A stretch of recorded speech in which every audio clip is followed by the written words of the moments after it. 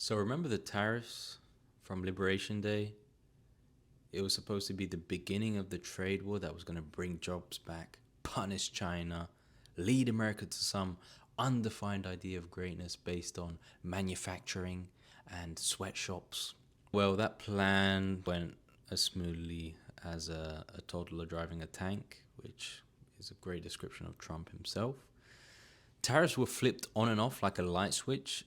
Major companies affected, some deciding to pause exports to the US entirely, pause releasing products like Nintendo with the Switch 2, Apple reportedly flying in 5 airplanes of iPhones to get ahead of these tariffs. And the White House kind of spun it all as part of some 18D chess play. Yeah. So let's break all this down. What actually happened, who got hit, and what the hell it means. P.S. It doesn't mean anything because nothing matters anymore. Let's start with the roller coaster rollout of these tariffs, or as I like to call it, economic whiplash, the Trump effect. So Trump jacked up China's tariffs all the way up to 84% on Liberation Day, the greatest day of the year so far and forevermore. So they got jacked up from there to an even higher 125% just this evening because, unquote, the lack of respect that China has shown to the world's markets. Sounds familiar. So things were already pretty spicy. Then, because the market started to freak out over the weekend, Trump hits the brakes, as you know he's done this evening, introduces a 90-day pause on the new tariffs for everybody else that was held up on the board during Liberation Day. So, Lesotho, Heard and McDonald Islands, they're all good. The penguins are all safe for 90 days. They just have to contend with a 10% blanket tariff until then. So, in theory, it's like a calm down coupon for the world economy that he's just cashed, getting everybody to chill out for a second. Be like, hey, got him. You thought I was, yeah, you fell for it, guys. You fell for it. Meanwhile, companies like Haas, Jaguar Land Rover, and Apple have already been caught in the blast radius of the Liberation Day announcement and left wondering, as everybody else is, are the rules going to change again? Because he just changed them and he can just do that and nothing really matters anymore. Which is another thing. Why would a company commit to investing in developing manufacturing when things are so volatile? This guy can just wake up one morning and be like, nah, I changed my mind. Which is literally what he did. So, I mean, the rumor has it that this bond market sell-off that happened yesterday night during the Asia session is really what made Trump flinch. So, as I understand it, the bond sell-off is basically an indication that the rest of the world has no faith or is losing faith quickly in America's stability and economy. Reportedly, Japan was a heavy seller of bonds during that period, as well as China. But yeah, not great. And just going a bit further on Haas, Jaguar, and Apple, Haas, prior to the reversal, the backtracking that we've just seen tonight, announced that they would be reducing hours for workers in Los Angeles in their factories based on the reaction of their clients and the change in market condition and lack of interest in ordering their product. Jaguar also paused exports to the US following the announcement. I imagine that will be resumed temporarily until something definitive comes through. I mean, there's still a 10% tariff, so they might just stay paused. And we also even saw Nintendo pause pre-orders for the Switch 2 in the US. Again, just because there's a lot of uncertainty in the market.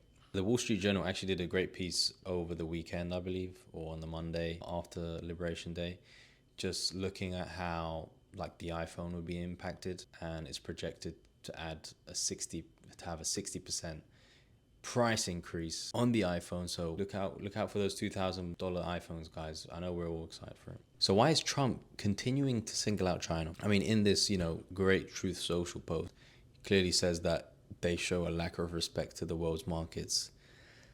I mean, you antagonize the whole world, and then you're like, yeah, 75 countries came and sucked my dick. So I'm going to pause tariffs on them. But because China fought back when we attacked them economically, that was the wrong thing for them to do. I played them. Checkmate, atheists.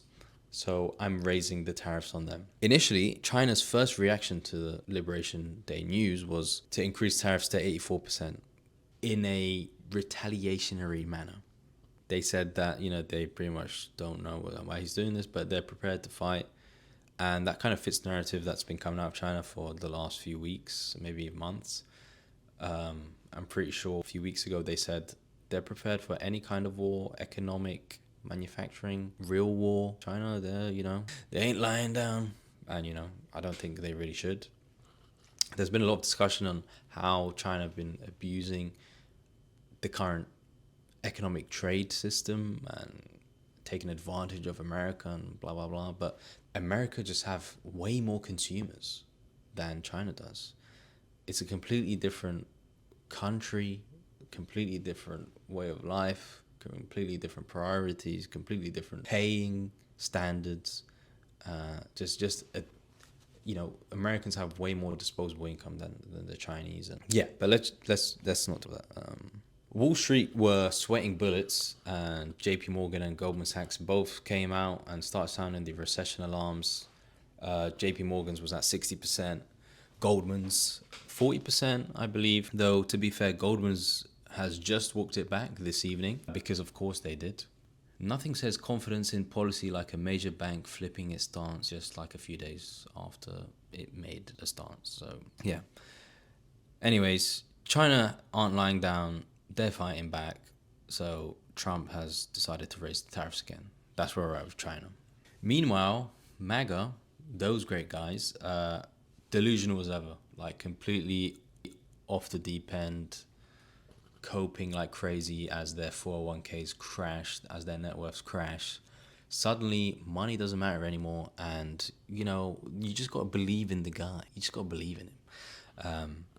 Benny Johnson, one of the grifters in chief, there's a great video going around of what he was saying in 2024 about Harris and how her and Biden have crashed the economy before they've even got in the office, and how an economy is everything, and people want to make their money, and they're not going to be to make Americans feel rich. What was he saying the last few days? At the end of the day, you can lose money. Okay, who cares about money, guys? Don't care about money. If we gotta lose now, we gotta lose. But Trump's right. Okay, he's right. That's what he was saying. There's a great clip here. Losing money costs you nothing. This is just the reality of life. Were you young and dumb? How much money did you lose? Everyone loses money. It costs you nothing. In fact, it builds quite a bit of character. In fact, you learn a lot of lessons actually by losing money. It's bloody Black Monday. Holy moly. The Kamala crash is here. Kamala needs to get in front of a camera today. People are losing their homes today. People are losing their fortunes today. People are losing their futures today. People are losing their 401ks today. This is shaping up to be one of the worst market days in American history. So MAGA influencers here blowing wherever the wind takes them, living their best lives, not really caring, calling it a genius move 1 minute, and then pretending it didn't happen the next, and then deciding it's the art of the deal. And there's a great meme here. Like it's one of the good ones. It's on the screen now. Trump adding tariffs. This is going to create jobs. Trump removing tariffs. This is the art of the deal. Trump adding tariffs again. This is going to create more jobs. And then Trump removing tariffs, and it's art of the deal. This is MAGA in a nutshell currently. And it's funny, but it's really sad that other human beings have really fallen so low. Like, this is, I don't know, it's really bad. This is like territory that I never thought humans could stoop to in terms of having like a political affiliation or backbone. I don't know, how can you, you like your one party more than another and you're loyal to them. Okay, cool. So that means you're like a propagandist? Like, You don't care about the truth. You don't care about the facts. Like, what? In all seriousness, what would they have said if this was Hillary Clinton? What would they have said if this was Obama? And Obama literally, like, I think, there's a clip of him talking and literally saying that at an event, and it's so true. What would they have done? They would have, like, stormed the Capitol or something. But yeah, it's just, backflips and flip-flops, things that the MAGA contingent love. All of this has just stoked a bunch of global confusion, to say the least. Now we're coming to the part of the cycle where Trump's like a mastermind, and he was playing like 18 billion D chess and really wanted to expose to the world that China are really bad faith actors, because when they were antagonized, what did they decide to do? They decide to defend themselves. How dare they? Whereas everyone else got antagonized and they fell in line. They were calling him up like, yeah, yeah, yeah. And what did he say? He literally said he had all these countries kissing his ass. That's a direct quote. So they are dying to make it to you. Please, this please, is sir, why make it to you. he's I'll do lowered the anything. tariffs I'll do on everyone anything, else for sir. 9 days because they were kissing his ass. China didn't do that, so they get a slap on the wrist. It's all just very confusing, because they've now rolled back, obviously, the global tariffs for 90 days, or paused them for 90 days, whatever. Trump's team simultaneously refused a 0% tariff deal with Vietnam. Like, isn't that what you wanted? Isn't that what, like, this whole tariff thing's about? They also gave nothing to Bibi Netanyahu when he just visited the White House to discuss all this bullshit. So he came and said, yeah, we're ready to absolutely remove all barriers to trade, and we get it. You're right. We're ready to do anything. 0% tariffs, anything you want, buddy. And what did Bibi, did he get the deal? No. The reasoning having the tariffs cannot be explained by the actions taken after or during. Yeah, the logic behind it is just like all over the place. The idea that China is a bad actor for retaliating, like, that's how trade wars work, my guy. They can fight back, like, you know that, yeah? Saying that the US has been taken advantage of for far too long, which is why we need to implement tariffs on countries with a surplus to us, like Australia and Singapore, because it makes sense. This wasn't a strategy, it was a roulette with global markets. And clearly, the world didn't like it, markets didn't like it, and clearly Trump got spooked enough by the US bond market sell-off, that he felt he needed to change his ways and backtrack on this, but not fully backtrack, because of course this is just the art of the deal. You didn't know this. He knew what he was doing. You didn't know, but he knew. And, there's a bunch of tweets from the White House tweeting the day before saying this 90-day rumor is, like, not true. And then, like, 24 hours later, it's true. And then Caroline goes from, he's not going to do that, to, oh, yeah, this is the art of the deal. Did you not read the book, guys? Come on, get with the program here. So, in the end, tariffs were less about strategy, more about vibes. And not good vibes. Just straight up bad vibes. Vibes, market reactions, and just complete economic chaos. Some countries already felt the effects, already received some damage. Others confused, and the American public going to foot the bill, at this stage. I know Goldman's rolled back their recession, prediction or whatever. I'm sorry, but 125% tariff on China, global 10% tariff for everyone else, like for 90 days, that might increase. Who knows if deals aren't made. That's still a global recession. It's just not a Great Depression kind of recession, which it was on track for. But now, again, the market's up trillions of dollars today just because he's changed his mind. He didn't have any credibility left, but if he did, it would be gone, of course. I also saw an interesting thing about what China may have learned from this. Now they know how much Trump is willing to tolerate and what can get him worried. Now they know exactly how much he can be squeezed before he flips, and how much America's traditional allies really give a fuck about them right now, because right now no one does. No one is ready to like partner up with this guy, and rightly so. You know, he's a liability. A nation cannot rely on this right now. Like pretty much a rogue state. So again, is this economic strength, a media stunt? I think it's pretty clear that it's all power plays that then backfire, and he has to backtrack. Can't say he's backtracking, so they just say he's a genius, playing 16 billion D chess, getting China exactly where he wants them. And now we're in the period where we just have Trump's cabinet just sucking him off publicly on Twitter, or the shithole that is now X, just saying, wow, never go against this guy. He's gonna prove you wrong every single time. He's the greatest, most powerful guy ever, and only he can save us. And he's doing that. He's taking the fight to China. Like, I don't know what's wrong with these people. Like, how they must go home and cry all night, because there's really no logic to anything that's going on here. And they don't have like any backbone. So even in the interview with Netanyahu, you see the cabinet members there were kind of like, you know, reluctant to speak and had very different demeanors compared to the previous state visits we saw with Zelensky, Starmer, and Macron. They were much more tentative, probably because they had a lot of things on their mind. There's a slight change. Some time has passed, but we're just gonna roll with it. Some of the officials in that meeting with Netanyahu looked they had something else on their minds.